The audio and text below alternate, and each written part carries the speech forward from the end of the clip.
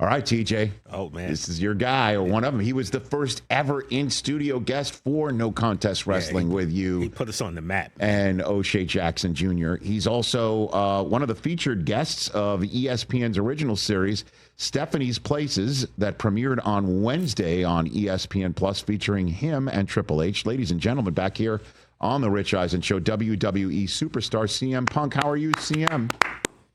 Oh, terrific. Just waking up in London today. Dude, it's crazy. We had Seth Rollins on last week. He's in the back of a car driving around Bologna. Oh, Bologna. sorry to hear that. Yes, I understand.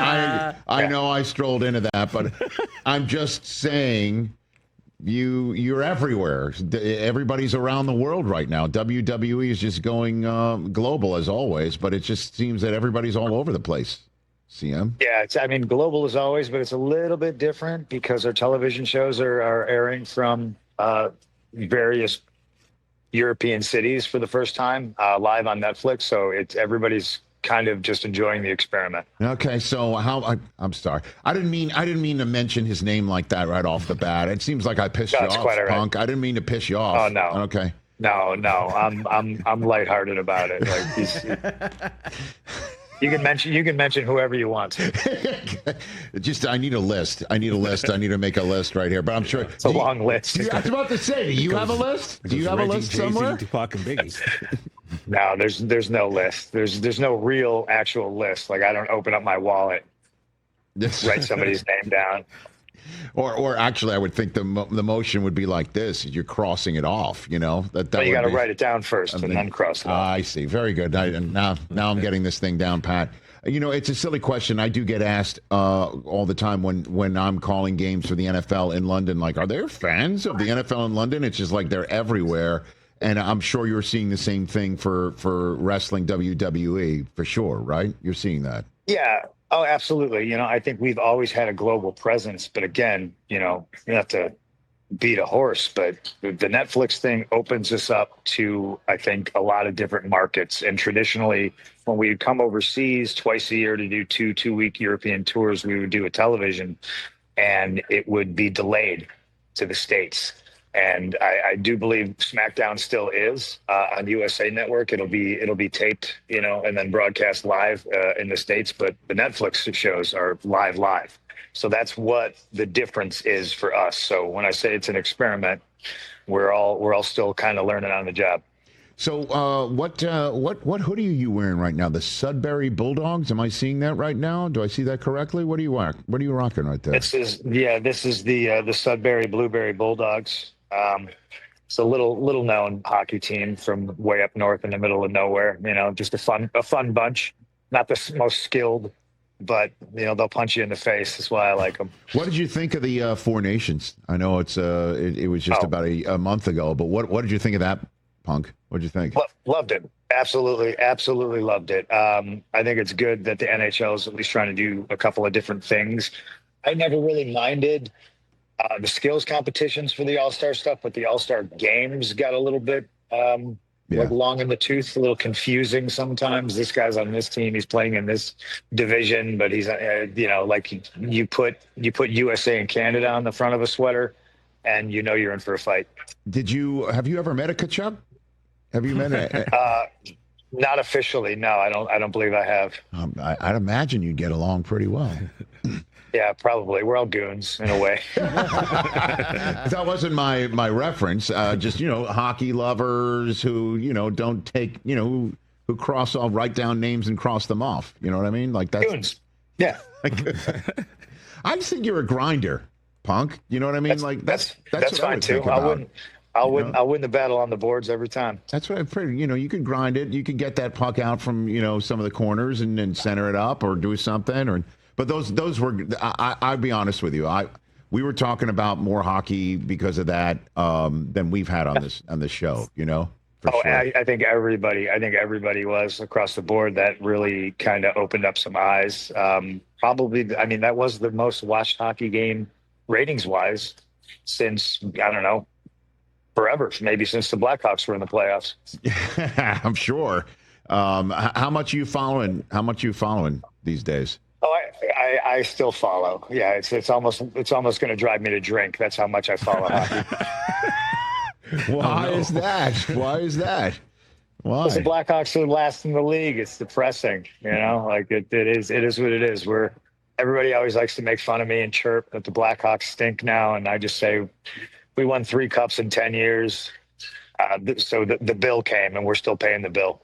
Have you ever been around the cup? Have you held the cup? Have you hoisted it?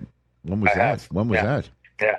When was that? 2013, when the Hawks won in Boston, they flew back to Chicago, and I had a whole bunch of friends on the team. Burrish, Sharpie, Duncan Keith. They invited me out, and I spent the entire night out with them, and it was one of the greatest nights of my life. It was just insane. Well, is there anything you can tell about the insanity, or I'd rather not. I believe. I mean, it was only about 12 years ago, so I think the statute of limitations is still in effect on certain things. So I'd like to just say it was a really good time, and I'm possibly the only person who was there that remembers everything.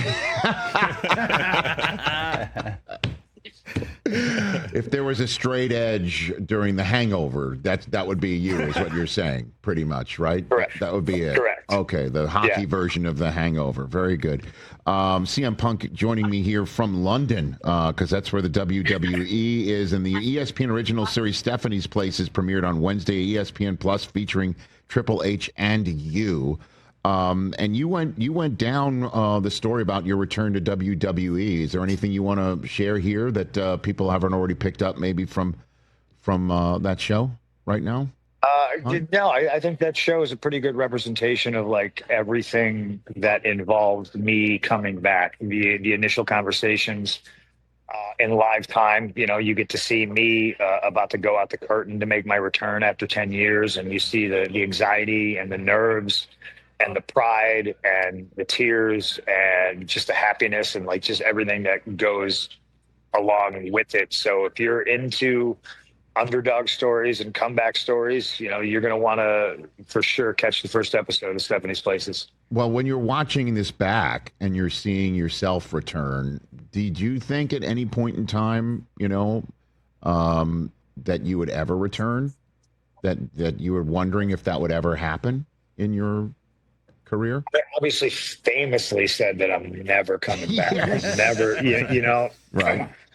And what does life do to you? Life humbles you. Life teaches you lessons. Life tells you never say never. I can confidently say that if it was the same place that it was with the same people in charge, I don't think either side would have really reached out, and it never would have happened. But amidst a shakeup of the hierarchy of the company, it right place, right time. Timing is everything in life and in sports. And it came to fruition, and it starts with an idea, starts with that little spark, that little match, right? And it turns into a pretty big forest fire. Yeah. So the never say never part of it is definitely jumping out. There's no question about it. And again, Stephanie's Places, new episodes debut Wednesdays on ESPN Plus, and available to stream on Hulu and Disney Plus for Disney Bundle subscribers, and all of that is available here on the Roku platform.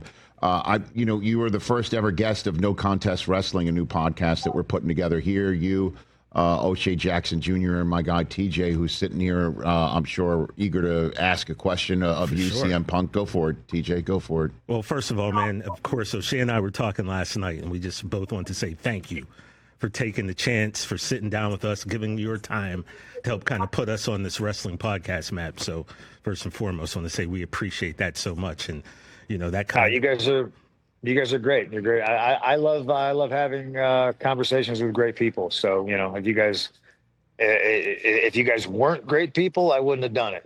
So don't worry about it. I'm glad I could help. Appreciate you. We always consider you the unofficial third member of the 6-man crew. And when we get Bret Hart, you got to come in and sit down with us like you promised. So promise. Now, we had your buddy Seth Rollins here earlier. And, I think one of the greatest things that we found out over the last, 2 years is that you and Seth really, really, truly love each other. And that's so great to see in this day and age, that the love that's shared between people. But in all seriousness, you were a big part of the Shield, right? Back in 2012 when they debuted. They were supposed to be kind of your protectors, and then their story went on, your story went on. After so much time, man, what's it going to feel like for you to step into WrestleMania with Rollins, with Roman Reigns, and hopefully that main event spot that you've earned, many, many years ago, and it looks like this is now the time that you're going to get it.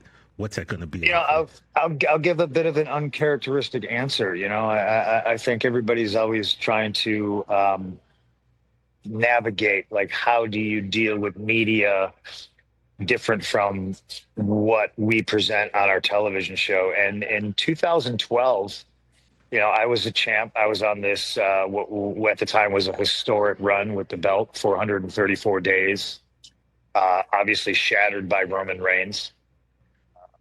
Since I've been gone. And what I needed was guys to work with, like I was always looking towards the future. Yeah, there's the now, there's the me, and there's Cena. But outside of that, I would look at the landscape and be like, what do we need to do to get money, talent in the position that I'm in now? How do I bring guys up? How do we elevate superstars? So the idea of the Shield was that simple. I need guys to work with, for good or for bad, whether I like them, whether I hate them, whether I'm going to wind up having personal problems with them. I need talented individuals to work with, or I have nobody to work with in the future. And lo and behold, who am I working with at WrestleMania? So life's pretty funny the way things kind of work out. I just don't want those two guys to forget that they were picked for a reason. I brought them into this, and WrestleMania, I get the chance to take them out. In Las Vegas, Nevada, of all places as well. So talk about going all around. Bury him in the desert. Well, speaking of The Hangover, right? I mean, pretty much. Right, there you go. Sounds like a plot for that. And I look forward to, you coming back here in studio for whichever one of the shows that we do out of here. Punk, thanks for the time. Greatly appreciate it. Oh, no problem. If I ever make it back from Europe, yes, sir. I'm your Huckleberry. I'm going to come knock on your door and just sit in the studio and drink all your coffee. That'd be, sure. I got a spot for him right over here. How do you like it? How do you like your coffee, Punk? What is that? Black. Okay. I'm in that stage of my life. The next is decaf, and then I'll die. So. So it goes from, okay, got it. Sounds good. It's cream and sugar. Okay. Just cream. Yep. Black, decaf, yeah. Death. Out. Taxes in there somewhere, I imagine. And yeah, so you got a favorite coffee brand? Like, is there a go-to? Like, and how much? Like, one of the fun things about being overseas and being in foreign countries is I try to find a gym and I try to find coffee. Sometimes I strike out. Sometimes it's a really good cup. But I like to try different things from all over the place, honestly. Okay. So somebody could just be strolling around their hotel gym and there's CM Punk getting a sweat on. Is that how it works? I was in a laundromat yesterday drinking local coffee. Wow. Wait a minute. Hey, Rich, those drawers are going to clean themselves. Hold on a second. WWE doesn't pay for your dry cleaning on the road? Is that what you're saying? Listen, man, I'm not that bougie.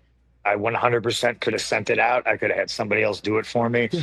I'm washing my gear, and I don't need anybody else touching my gear, trying to steal it, or I'm a very responsible. I want to handle my own stuff.